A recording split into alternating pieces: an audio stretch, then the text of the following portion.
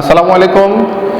ঐতিহ্যবাহী শামসুল খান school and college কর্তৃক আয়োজিত অনলাইন ক্লাসে সবাইকে স্বাগত জানাচ্ছি। আমি মোহাম্মদ কামাল উদ্দিন, সহকারী শিক্ষক গণিত, শামসুল খান স্কুল অ্যান্ড কলেজ।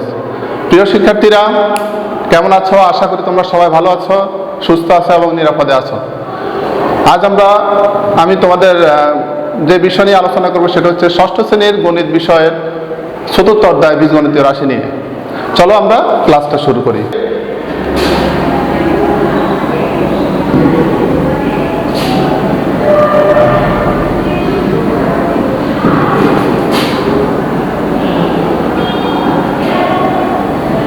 আমাদের অধ্যায়ের নাম হচ্ছে বীজগণিতীয় রাশি। ঠিক আছে, তাহলে বীজগণিতীয় রাশির আমাদের আগে জানতে হবে আমাদের বীজগণিতীয় রাশিটা কি।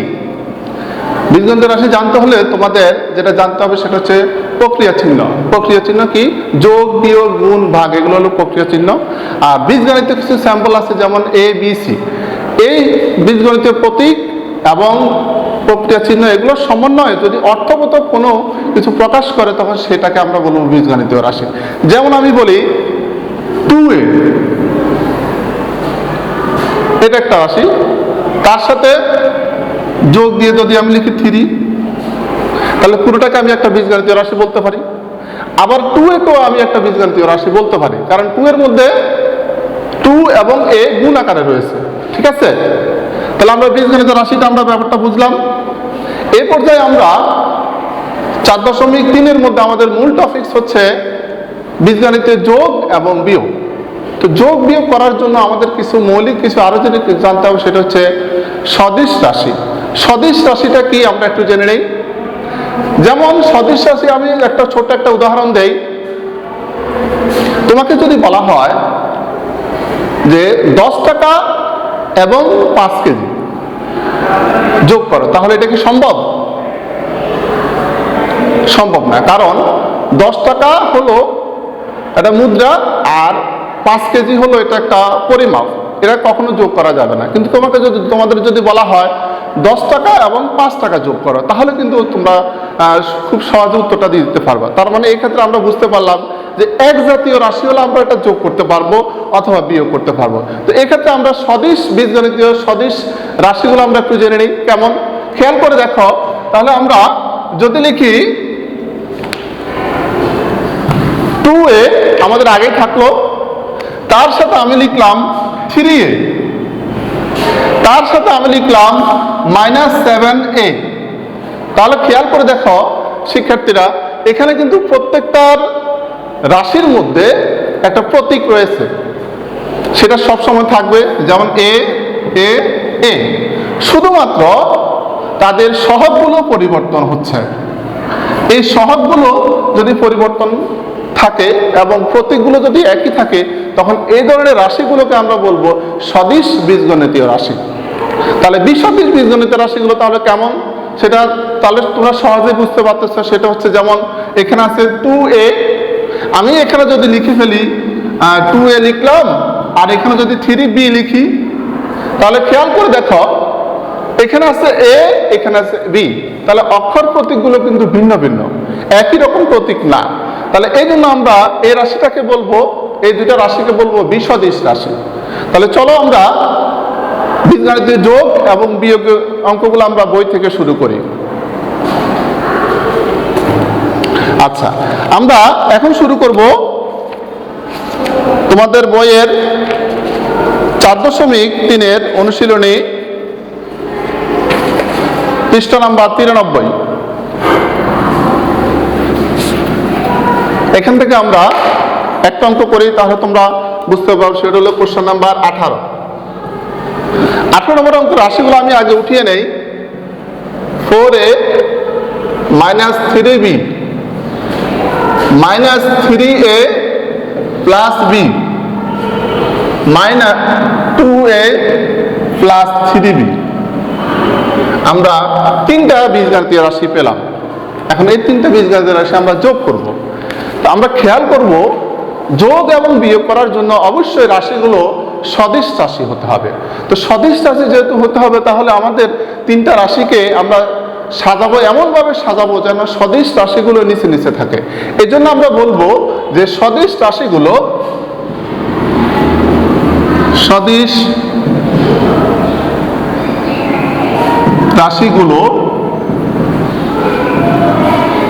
নিচে নিচে সাজিয়ে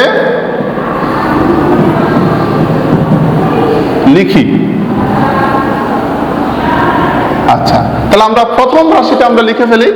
প্রথম রাশি হচ্ছে আমাদের 4a - 3b। এটা তো আমাদের কোনো পরিবর্তন করার দরকার নাই। এবার আমরা চলে আসি দ্বিতীয় রাশিতে।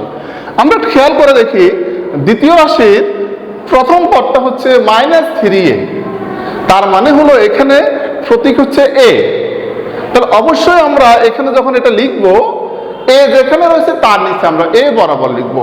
তাহলে এখন আমাদের এখানে আছে মাইনাস, আমরা একটা কাজ করি, আমরা এটা আগে লিখে ফেলি, এরপরে 3টা লিখি, এরপরে মাইনাসটা দিই। তাহলে আমাদের এই রাশিটা যে সদিশ রাশিগুলো নিচে নিচে সাজিয়ে লিখি তার আওতায় পড়ে আছে। এখন আমরা বিটা লিখবো। বিটা কোনো সংখ্যা সহগ না, সরাসরি লিখে দিই +b। এরপরে আমরা তৃতীয় রাশিটা যখন লিখবো সেখানে কি আছে 2a + 3b। তাহলে 2a-টা আমরা ঠিক এখানে লিখবো, আর +3b-টা আমরা এখানে লিখবো। এখন আমরা এটা বীজগণিতের রাশির যোগটা সম্পন্ন করব। তো যোগটা সম্পন্ন করার আগে আমরা আরো একটা জিনিস, কিছু নিয়ম একটু জেনে নেই। সেটা হলো সহজে, তাহলে তোমরা এটা বুঝতে পারবা। যেমন আমি পাশে একটা উদাহরণ দিচ্ছি, খেয়াল করে দেখো সবাই। -2 +1 +3 +4 -5। যদি এই রাশিগুলো যোগ করতে বলে তখন আমরা আগের অনুচ্ছেদে করে আসতে, যে আমরা অধ্যায় 3-এ আমরা করে আসছিলাম যে কিভাবে যোগ করতে হয়, সেটা আমরা এখানে একবার পুনরায় একটু দেখে নেই। এখানে দেখো তোমরা যোগের আছে, যোগের চিহ্ন সংবলিত আছে 1টা 2টা 3টা, আর বিয়োগ চিহ্ন সংবলিত আছে 2টা। তাহলে আমরা যদি যোগের গুলো আগে একসাথে যোগ করব, তাহলে ব্যাপারটা কেমন হয়? 1 +3 +4, এই সবগুলো একসাথে রাখলাম। আবার বিয়োগের গুলো একসাথে যোগ করব, তাহলে বিয়োগের গুলো একসাথে, এখানে যোগ চিহ্ন যদি আমি এভাবে লিখি তাহলে -2 -5। ঠিক আছে? তাহলে এখন খেয়াল করে দেখো, এখানে এই সবগুলো যোগ করলে উত্তর হচ্ছে আমার 8, আর এই প্লাস রয়ে গেল। এখানে সবগুলো আমি যদি বিয়োগ করে -7, তাহলে এখন এক্ষেত্রে আমি উত্তর পাচ্ছি কত? 1। তাহলে এই নিয়মটা যদি আমরা একটু জেনে নেই, তাহলে এখান থেকে এবার তোমরা খেয়াল করে দেখো। আমরা প্রথমে ডান দিক থেকে শুরু করব। ডান দিক থেকে যদি শুরু করি, b এর সহগ হচ্ছে -3, b এর সহগ হচ্ছে 1, b এর সহগ হচ্ছে +3। তাহলে তোমরাই বলো এখানে যোগের কয়টা আছে? যোগের আছে 2টা রাশি, বিয়োগের কয়টা? 1টা রাশি। তাহলে যোগের 2টা আমরা যোগ করে ফেলি। তাহলে যোগের 2টা যোগ করলে হবে 4, 1 এবং 3 যোগ করলে হবে 4, আর বিয়োগের আছে আমার 3। তাহলে এবার আমরা আরেকটা জিনিস জানবো, সেটা হচ্ছে যোগের হচ্ছে আমার +4 আর বিয়োগের হচ্ছে আমার -3। যদি বীজগণিতীয় রাশির মধ্যে যোগ এবং বিয়োগের ক্ষেত্রে 2টা সংখ্যা থাকে, আবার খেয়াল করে দেখো, যদি কেবলমাত্র 2টা সংখ্যা থাকে, সেই 2টা সংখ্যার মধ্যে একটা যোগ এবং একটা বিয়োগ হয়, তাহলে আমরা পুরো প্রক্রিয়াটা এখানে শুধু বিয়োগ করব। আর যদি 2টার চিহ্ন একই রকম হয়, দ্যাট মিনস 2টাই যদি যোগের হয়, 2টাই যদি বিয়োগের হয়, তাহলে সেক্ষেত্রে আমরা যোগ করব। এখন তোমরা বলো, এখানে 4 হচ্ছে যোগ, 3 হচ্ছে বিয়োগ, তাহলে আমি কি যোগ করব না বিয়োগ করব? নিশ্চয়ই আমি বিয়োগ করব। তাহলে এখন 4 থেকে 3 গেলে হচ্ছে 1। এই 1-এর ক্ষেত্রে আমি চিহ্নটা কি বসাবো? সহজ নিয়ম হচ্ছে, চিহ্নটা মনে রাখার সহজ নিয়ম হচ্ছে, এই 2টা সংখ্যার মধ্যে যদি প্লাস এবং মাইনাসটা বাদ দিয়ে দাও, এই 2টা সংখ্যার মধ্যে 4 এবং 3-এর মধ্যে কে বড়? 4 বড়। তাহলে 4-এর আগে প্লাস, তাহলে আমি আগে এখানে প্লাস চিহ্নটা দিয়ে দেব। এবারে 4 থেকে 3 গেলে 1, উত্তর হবে আমাদের 1। তাহলে এক্ষেত্রে এবারে তাহলে আমরা এখানে লিখে ফেলি, উত্তর আমাদের কত হবে? এখানে +1। কিন্তু যখন এখানে আমি বি লিখবো, বি এর সাথে 1টা লেখার কোনো আমাদের দরকার নেই। সাধারণত প্রত্যেকটা অক্ষর প্রতীকের সাথে সহগ 1 আছে, এই জন্য 1টা আমরা লিখবো না। ঠিক আছে? এখানে আমরা আরেকটা জিনিস একটু খেয়াল করে নিতে পারি, সেটা হচ্ছে যদি একই রাশির, যেমন এখানে 3b আছে, এখানেও 3b আছে, একটা প্লাস একটা যদি মাইনাস থাকে সেক্ষেত্রে আমরা দুটাকে একটা প্লাসের একটা মাইনাসের এই দুটো বাদ দিয়ে দিতে পারি একই রকম চিহ্ন হলে, মানে বিপরীত চিহ্ন হলে একই রাশির জন্য। সেক্ষেত্রে আমাদের সরাসরি যে প্লাস বিটা বসে যাবে। তোমরা নিশ্চয় বুঝতে পারছো। এখন আমরা দ্বিতীয় অংশে চলে আসতেছি। দ্বিতীয় অংশে খেয়াল করে দেখো, এখানে যোগের আছে দুইটা, তাহলে যোগের দুইটাকে আমি আগে যোগ করে ফেলি। তাহলে কত হচ্ছে? 4 এবং 2 যোগ করলে হচ্ছে 6। তাহলে আমার এখানে 6-এর চিহ্ন হচ্ছে প্লাস, আর বিয়োগের আছে আমার একটা, সেটা হচ্ছে মাইনাস। তাহলে এখানে কে বড়? প্লাস এটা বড়। তাহলে প্লাস আমি চিহ্ন শুরুতে দিতে হবে না, যে তোমরা জানো বীজগণিতের রাশি শুরুতে যদি প্লাস চিহ্ন থাকে সেটা না মানে লেখার দরকার হয় না। তাহলে এবার আমরা আসি, আমাদের দুইটা রাশির মধ্যে একটা 6 হলো প্লাস আর 3 হলো মাইনাস। তাহলে 6 এবং 3 মধ্যে 6 বড়, প্লাস চিহ্ন দিব না। এখন একটা প্লাস একটা মাইনাস, তাহলে আমি কি করব তোমরাই বলো? হ্যাঁ, এখানে আমরা বিয়োগ করব। তাহলে বিয়োগ যদি করি তাহলে সেক্ষেত্রে আমাদের 6 থেকে 3 গেলে হবে 3, আর এটা আমরা বসায় দেব। তার মানে আমরা আমাদের 18 নম্বরের অ্যান্সার উত্তর যোগফল হচ্ছে 3a প্লাস b। সুতরাং উত্তর লিখতে পারি আমি, উত্তর নির্ণেয় যোগফল, নির্ণেয় যোগফল আমাদের হবে 3a প্লাস b। অ্যান্সার এটা আমাদের অ্যান্সার হবে। আশা করি এই অঙ্কটা তোমরা বুঝতে পারছো। হ্যাঁ শিক্ষার্থী বন্ধুরা, খেয়াল করো, আমরা এখন 26 নাম্বার অঙ্কটা করবো, পৃষ্ঠা নাম্বার 93। তোমাদের জন্য আমি প্রশ্নটা আগেই উঠিয়ে নিলাম বোঝাতে যেন সহজ হয়।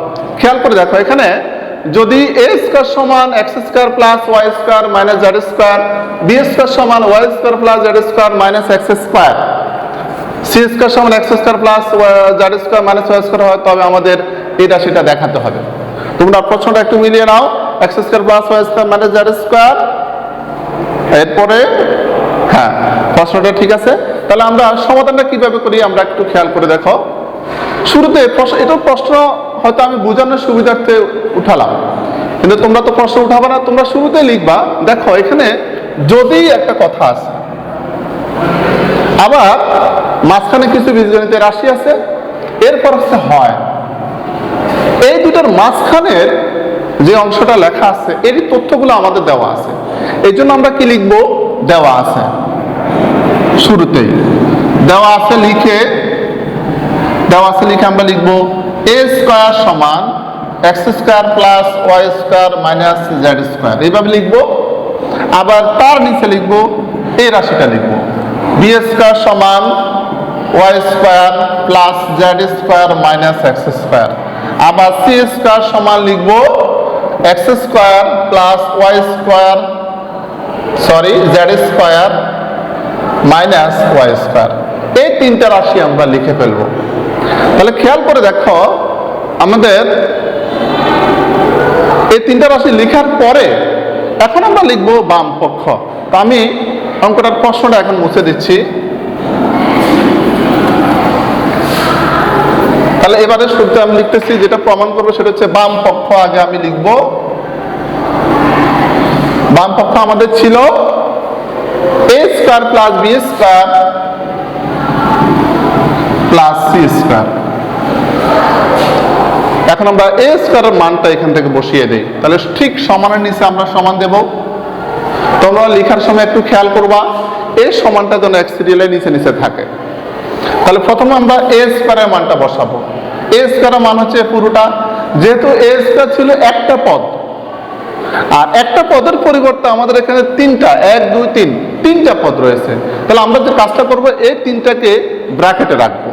তাহলে এটা ব্র্যাকেট শুরু করি, x square plus y square minus z square.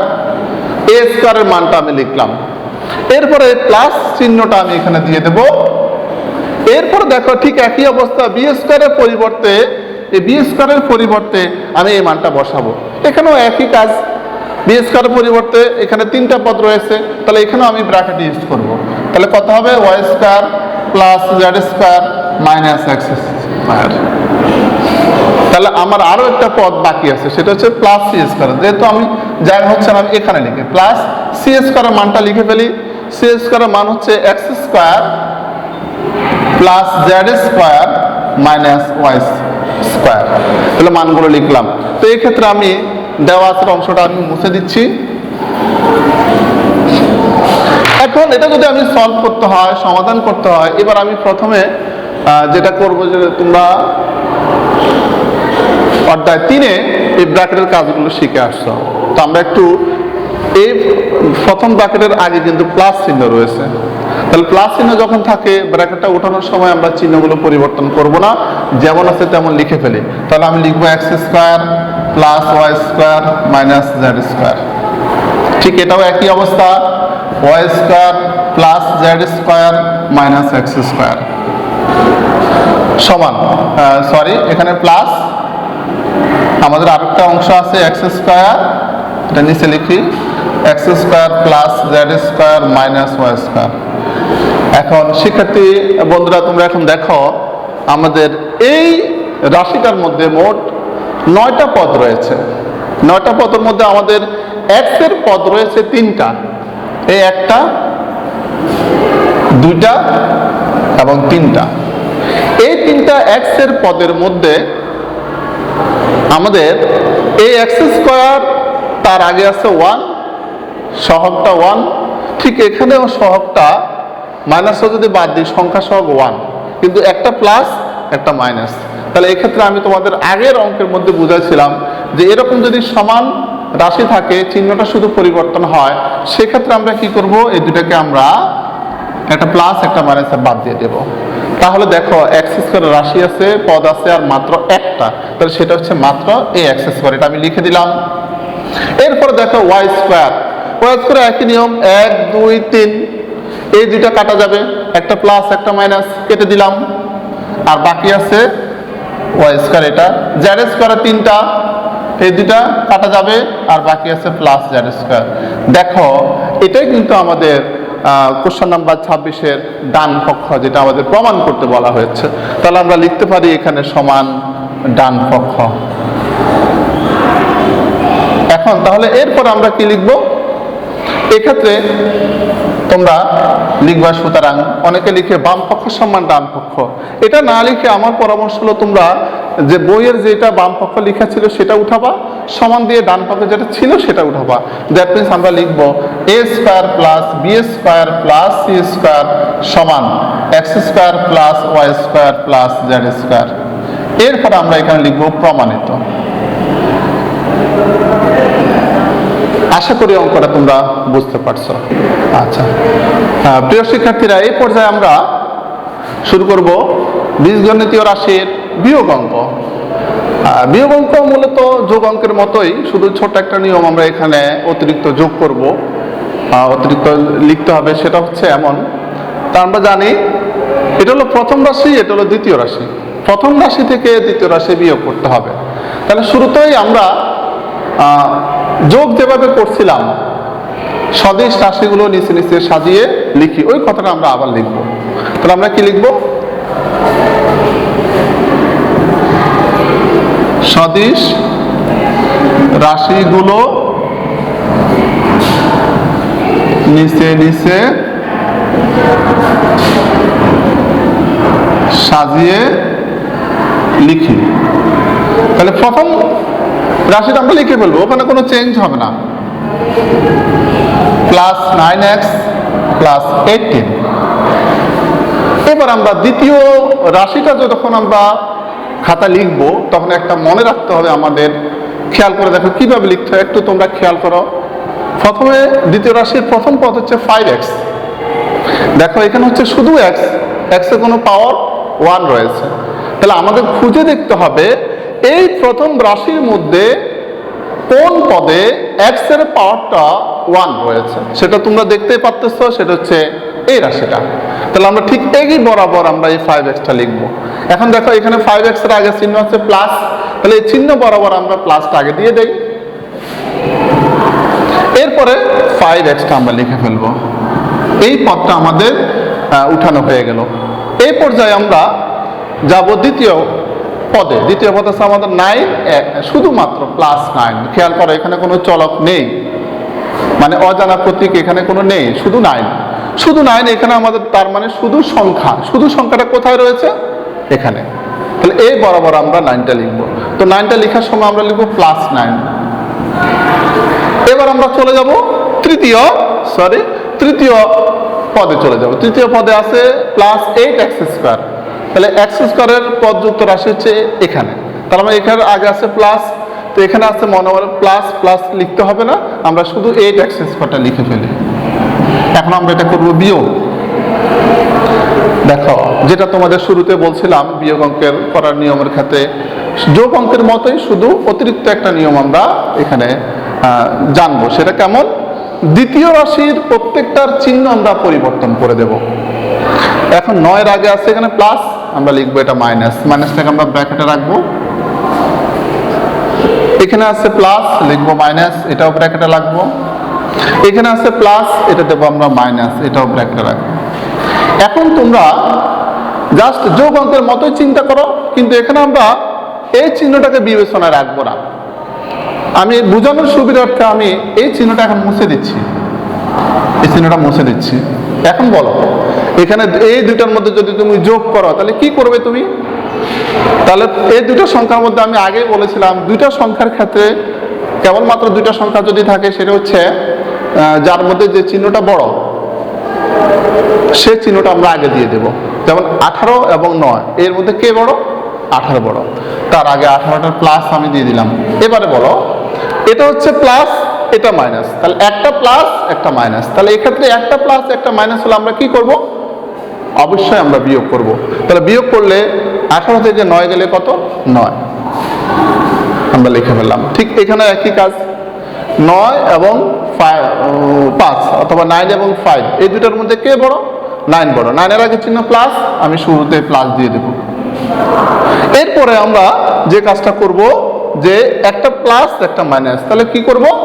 বিয়োগ করব। তাহলে 9 থেকে আমি যদি 5 বিয়োগ দিই, উত্তর কত হয়? 4। হ্যাঁ, 4 হবে। তাহলে আমি 4 লিখলাম, সাথে অক্ষর প্রতীকটা বসে যাবে। এবার আমরা তৃতীয়, মানে যার শেষ অংশে চলে আসছি।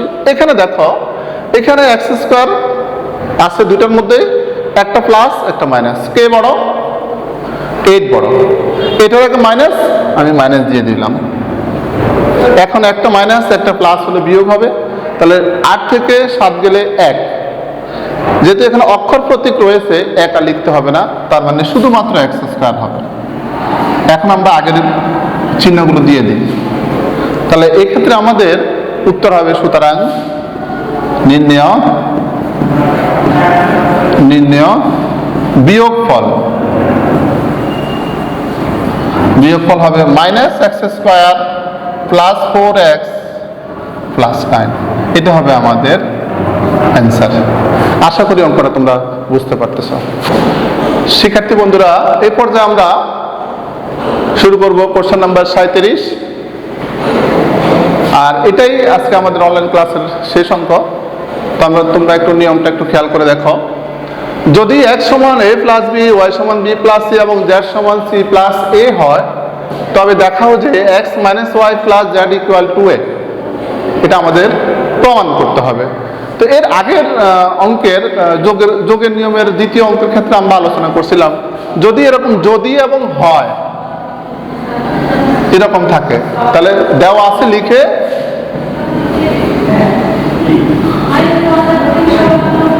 দেওয়া আছে আমি লিখবো। লিখার পরে x এর মানগুলো, y এর মান, z এর মান, এটা আমরা লিখে ফেললাম। তার দেওয়া আছে আমি 3টা মান লিখে ফেললাম। এখন আগের মতো আমি বাম পক্ষ দিয়ে শুরু করব। তাহলে প্রশ্নটা আমি মুছে দিচ্ছি। বাম পক্ষ হচ্ছে x - y,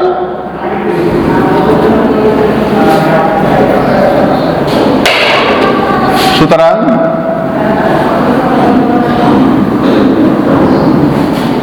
x - y - z। প্রশ্নটা আমরা আরেকটু চেক করে নেই। x - y + z, এটা সমান আমাদের 2a দেখাতে হবে। তো আমরা মানগুলো বসিয়ে দেই। সমান x এর মান হচ্ছে a + b, তাহলে একটা ব্র্যাকেট লাগবে, a + b, আর y এর মান হচ্ছে b + c, তাহলে ওয়াই এর মান আমরা বি প্লাস সি রেখে দিলাম। এরপরে প্লাস বসে যাবে, জেড এর মান হচ্ছে সি প্লাস এ।